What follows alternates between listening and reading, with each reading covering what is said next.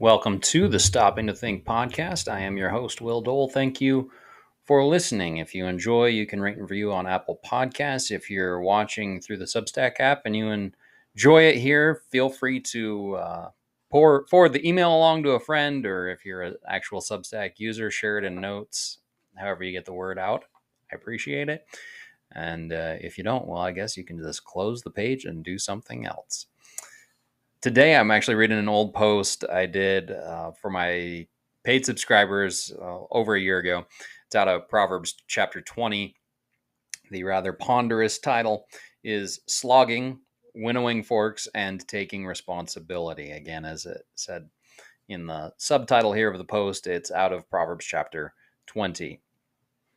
Proverbs 20, verse 21 says, An inheritance gained hastily in the beginning will not be blessed in the end. Proverbs 20:21.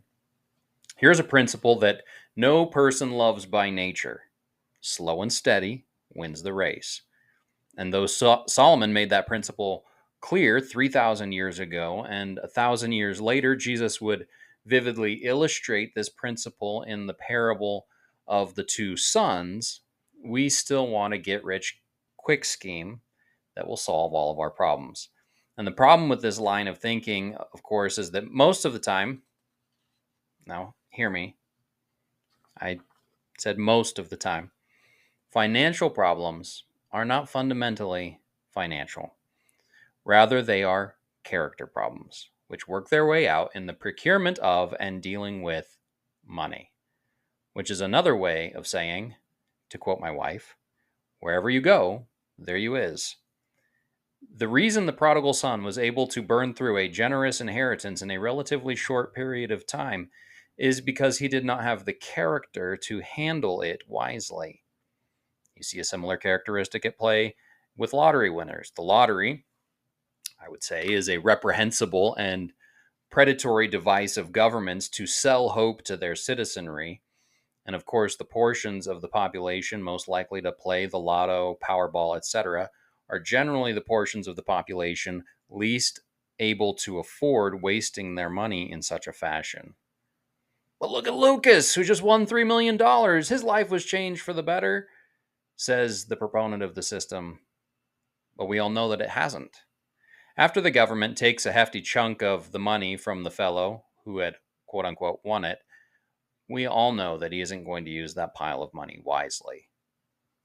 We can take that out of the realm of something so obvious as the lottery and instead look at athletes who are paid millions of dollars, and precious few of them have been raised with the requisite wisdom to handle such funds wisely. And if you say, so what, Will? The point of all of this is to say we are often caught thinking, if only I had a financial windfall, that would take care of my troubles. But such is certainly not the case for the vast majority of people. What is gained hastily at the beginning will not be blessed in the end. Contrast that with diligent toil and labor. Earlier in the chapter, Solomon had said, Love not sleep, lest you come to poverty. Open your eyes, and you will have plenty of bread. Proverbs 20, verse 13. Do you need more bread? Open your eyes, get off the couch, and get to work. Don't spend tomorrow's labor for today's needs. Save slowly over time, like the ant, Proverbs 6 through 11. Here is part of what it means to trust the Lord to provide for your needs. There is an old phrase that says, pray as if it all depends on God, work as if it all depends on you. That is fundamentally wrong-headed, and here's why.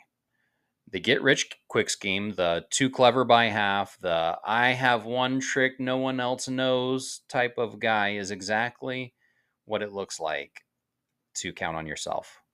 Working as if it all depends on you will prevent you from the sort of diligence and generosity the Lord expects, and it will deprive you of the rest that you need. But if you diligently work hard for 6 days and trustingly rest on the seventh, what you are expressing is supreme confidence in the Lord's faithfulness to his word. You are saying, okay, God, you made the world this way. I'm trusting you to walk, that if I walk in obedience to your precept and design, you will provide for my needs. I'm trusting that to borrow a phrase from Friedrich Nietzsche by way of Eugene Peterson, a long obedience in the same direction pays off. I'm not trusting in a financial windfall tomorrow.